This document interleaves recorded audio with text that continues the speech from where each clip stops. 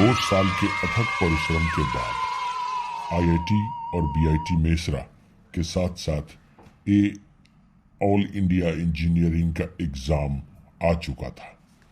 तुहिन ने काफी मेहनत की थी। आगे देखते हैं। आर्किमिडीज का सिद्धांत, जब भी कोई वस्तु पानी में पूर्णतः या अंशतः डुबाई जाती है तो वो अपने वेट के बराबर पानी को विस्थापित करती है। यह विस्थापित पानी वस्तु के वेट के बराबर होता है। यही आर्किमिडीज का सिद्धांत है। अरे रट लिया।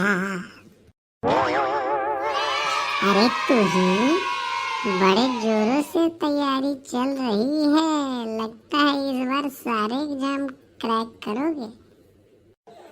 अरे काहे की तैयारी, सब तो रट रहे हैं बैठ के। पूरी किताब ही पढ़ डाली। अब क्वेश्चन लड़ जाए तो मजा आ जाए। खाली किताब पढ़ लेते हो, अब कॉन्सेप्ट क्लियर है ही नहीं तुम्हारा, तो कैसे काम चलेगा? अरे बड़े आए कानून करने। तुम कभी किए हो क्या आईआईटी का तैयारी? सुना है कभी इरोडोव का नाम? बनाया है सवाल टीएमएच से। एचसी वर्मा का नाम सुना है? आरसी मुखर्जी सुने हो? लोल कहीं के। अच्छा ठीक है, नहीं सुने हैं तो देखे तुम्हारा कॉन्सेप्ट। एक सवाल का जवाब बताओ। अरे गली के कुत्ते भी पढ़ने नहीं देते, ये भी डिस्टर्ब करते हैं। सुन रहे हो आवाज? सुनो। हाँ, क्या पूछ रहे हो? सवाल बताओ। तत्व यौगिक गैस के अलावा पदार्थ का एक और रूप होता है, उसको क्या कहते हैं? बताना तो जरा। उसको ये तो हमने पढ़ाई नहीं, कैसे बताए? एक काम करो तुहिन, आईआईटी की परीक्षा देने जाना तो सर पे जानते हो नारियल बांध लेना, ठीक है? 2 ठो नारियल। और जब कोई भी सवाल ना बने तो एक नारियल अपने खोपड़ी पे पटक लेना। देखो सदान, तुम तो कभी कुछ कर नहीं पाओगे। एकदम जलनशील लोमड़ी रह गए तुम, लोमड़ी। अरे कुछ भी करेंगे, हम अपने पिताजी का पैसा नहीं बर्बाद करेंगे। हमारे पिताजी ने हमारे लिए बिजनेस कर दिया है, हम वही संभाल रहे हैं भागलपुर में। तुम करो आईआईटी का तैयारी। बुढ़वा हो गए हो, जाओगे आईआईटी का परीक्षा देने तो स्टूडेंट भी तुमको अंकल अंकल पुकारेगा। कहाँ बुढ़ा हुए हैं जी? 30 बरस अभी हुए नहीं, 29वां चल रहा है, कैसे बुढ़ा हो गए? अरे 22 बरस 24 बरस में तुम लोग क्रैक कर जाता है। एज लिमिट भी तो देखो। अपना तुम फायदा उठा रहे हो एज लिमिट का, जाके दोबारा एग्जाम देके जवान बन गए हो। अब क्या करें, अटेम्प्ट तो बचाना था, इसलिए एक बार फिर एग्जाम दे दिए, जवान बन गए। इस तरह से धीरे धीरे परीक्षा का दिन आ गया। एग्जामिनेशन हॉल में सारे बच्चे बैठे हुए थे और सदान भी बैठा हुआ था।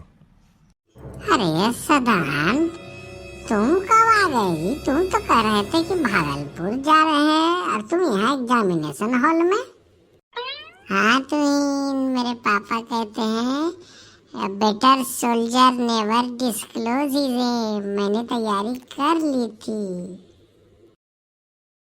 अगर मेरा क्वेश्चन सेट तुम्हारे क्वेश्चन सेट से मैच कर गया तो चीटिंग करवाओगे क्या? अरे भागो, चीटिंग करवाओगे क्या? अपना अपना लिखो।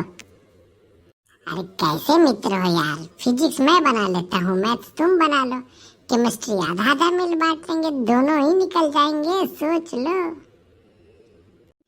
जो आदमी पदार्थ का चौथा रूप प्लाज्मा नहीं बता सका हो, प्लाज्मा कहते हैं, वो आया है एग्जाम देने और उसको मैं चीटिंग कराऊं? ये कदाचार मुक्त परीक्षा है। भाड़ में जाओ, चलो भागो यहाँ से।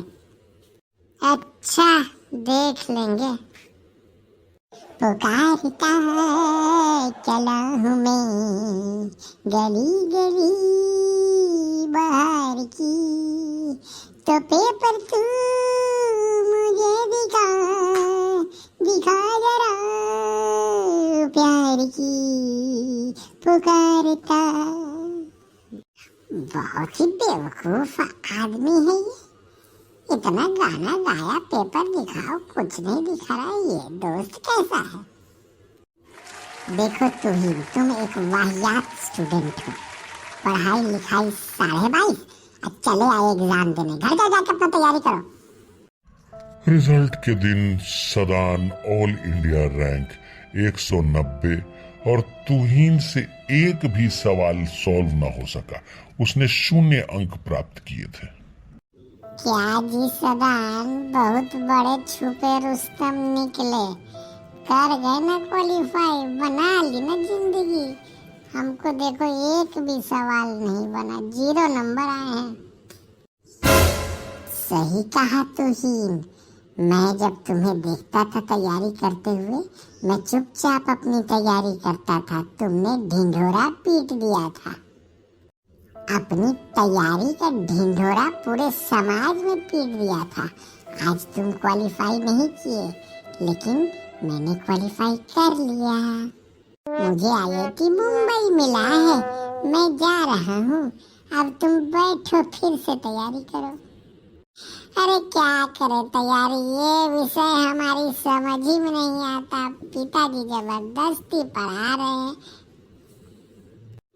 कौन सा विषय समझ में आता है? जो समझ में आता है वही पढ़ो। अरे मुझे नृत्य और संगीत समझ में आता है, मैं सारंगी बजाना चाहता। वो भी बुरा नहीं, उसमें भी करियर बना सकते हो। जो विषय समझ में आए वही पढ़ो। Okay bye. इस तरह हमें समझ में आता है कि हमें तैयारी शांति से, चुपचाप, एकांत में, बिना हल्ला किए करना चाहिए, और साथ साथ पढ़ाई उसी विषय में करना चाहिए, करियर उसी विषय में बनाना चाहिए जिस विषय में हमारा इंटरेस्ट हो। तुहीन वो विषय पढ़ता था जो उसे समझ में ही नहीं आती थी, फिर भी कुछ प्रारंभिक शिक्षा के लिए हमें कम से कम इंटरेस्ट समझने तक, 12वीं कक्षा तक कॉमन विषयों को ही पढ़ना चाहिए। आगे बच्चे इसी तरह से तैयारी करना।